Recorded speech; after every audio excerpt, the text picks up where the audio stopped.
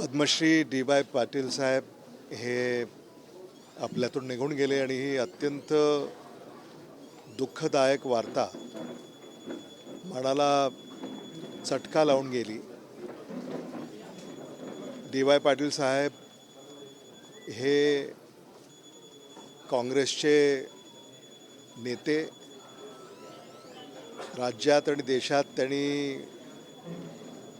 वेगवेगळ्या भूमिका जबाबदाऱ्या निभावल्या आणि आज त्यांचं आपल्यातून निघून जाणं हे एकंदरीतच कोल्हापूर जिल्हा, पश्चिम महाराष्ट्र, महाराष्ट्र याचं खूप मोठं नुकसान झालं आहे.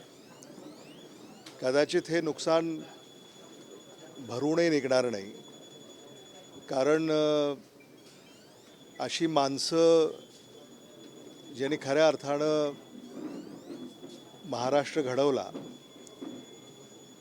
अशी माणसं पुन्हा होणं हे कदाचित मला असं वाटतं की ते फारसं शक्य असत नाही. म्हणून आज त्यांची प्रेरणा, त्यांचं कार्य, त्यांची दृष्टी याला पुढं घेऊन जाण्याचं मोठं आव्हान हे एकंदरीतच आपल्या सगळ्यांवर येऊन ठेपलेलं आहे. मी या दुःखद प्रसंगी पाटील कुटुंबियांचं मनापासून सांत्वन करतो. त्यांना ईश्वर हे दुःख सहन करण्याची शक्ती देवो, याच ईश्वरचरणी प्रार्थना करतो. माझे स्नेही आणि काँग्रेस पक्षाचे नेते सतेज पाटीलजी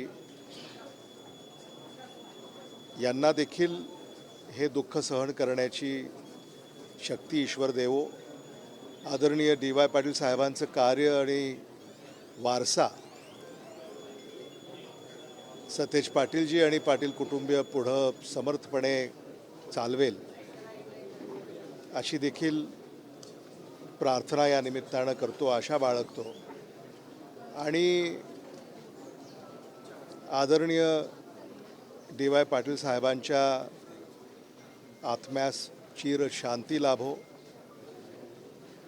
याच पुन्हा एकदा प्रार्थना करून मी त्यांना माझ्या वतीनं, देशमुख कुटुंबियाच्या वतीनं श्रद्धांजली अर्पण करतो. आणि आदरणीय विलासराव देशमुख साहेब, आदरणीय डी.वाय. पाटील साहेब, देशमुख कुटुंबीय, पाटील कुटुंबीय यांचा स्नेह आपल्या सगळ्यांनाच ते सारं अवगत आहे आणि म्हणून या दुःखामध्ये आम्ही सारे त्यांच्या सहभागी आहोत. एवढं या निमित्तानं सांत्वनपर भाष्य करून मी श्रद्धांजली अर्पण करतो. ओम शांती शांती शांती. देशमुख साहेब मुख्यमंत्री असताना जिव्हाळ्याचे संबंध होते. एखादी कौटुंबिक आठवण साहेब मुख्यमंत्री असताना आणि डी.वाय. दादा त्यावेळेला राज्यपाल देखील होते. मला असं वाटतं की राजकारणामध्ये ज्या घडामोडी त्या काळामध्ये घडत असत, तर त्या घडामोडींच्या संदर्भामध्ये नेहमीच देशमुख साहेबांचा आणि डी.वाय. पाटील साहेबांचा संवाद राहिलेला आहे. अनेक वेळा एकमेकांना विचारणं, एकमेकांचं ऐकून घेणं, ते स्नेही होते, त्यामुळं सल्लामसलतसुद्धा ते करत असत. आणि आदरणीय डी.वाय. पाटील साहेब राज्यपाल म्हणून ते आपली जिम्मेदारी निभावत असत आणि त्याच काळामध्ये आदरणीय देशमुख साहेब राज्याचे मुख्यमंत्री, केंद्रामध्ये मंत्री.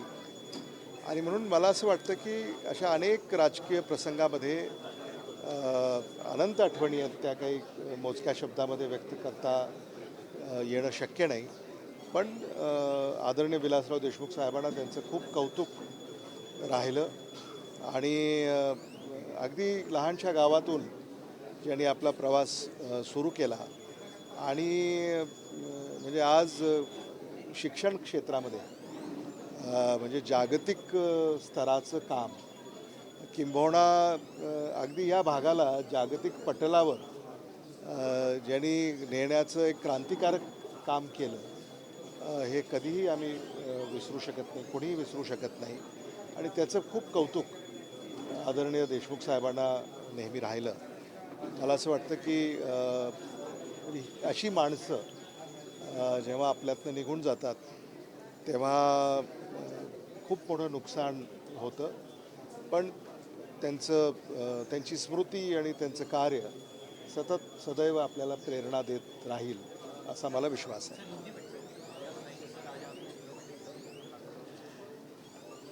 पद्मश्री डी.वाई. पाटिल साहब आज हमारे बीच नहीं हैं.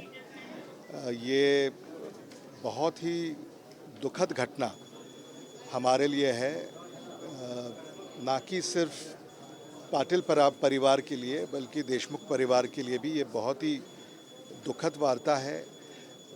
पद्मश्री डी.वाई. पाटिल साहब बहुत ही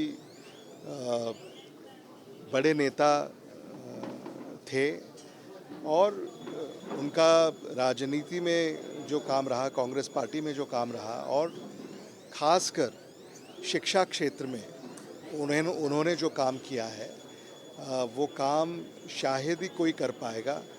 और जैसे जिस इलाके में हम खड़े हैं उस इलाके को दुनिया भर में जिन्होंने नाम जिस इलाके का बनाया, मुझे ऐसा लगता है कि ग्रामीण इलाकों के युवाओं को, युवतियों को जो शिक्षा का मौका उन्होंने दिया, लाखों स्टूडेंट्स उनकी वजह से यूनिवर्सिटीज़ में पढ़े और आज दुनिया भर में वो काम कर रहे हैं. तो मुझे ऐसा लगता है कि ऐसी समाज सेवा उन्होंने की है, इसका दूसरा उदाहरण कोई दिया जा सकता है ऐसा मुझे नहीं लगता. और मैं देशमुख परिवार की ओर से पाटिल परिवार का और ख़ासकर सतेज पाटिल जी जो हमारे कांग्रेस के नेता हैं, उनका मैं सांत्वन करता हूं और ईश्वर ये दुख सहने की उनको शक्ति दे और इस दुख से बाहर निकलकर पद्मश्री डी.वाई. पाटिल साहब ने जो रास्ता दिखाया उस रास्ते पे वो आगे चलें और उनका नाम और रोशन करे, ऐसी मैं कामना करता हूँ. Thank you. नहीं, ऐसे तो बहुत किस्से हैं पारिवारिक जो चंद शब्दों में यहाँ पर मैं बता नहीं सकता, लेकिन विलासराव देशमुख साहब और डी.वाई. पाटिल साहब ये बहुत ही गहरे दोस्त थे. राजनीति में, सामाजिक कार्य में वो इकट्ठा उन्होंने काम किया और बहुत सी राजनीतिक गतिविधियों के समय भारत में और महाराष्ट्र में, कोल्हापुर में उन्होंने एक दूसरे की राय ली और राय मशवरे के साथ उन्होंने काम किया. इतना ही मैं आज कहूँगा. Thank you.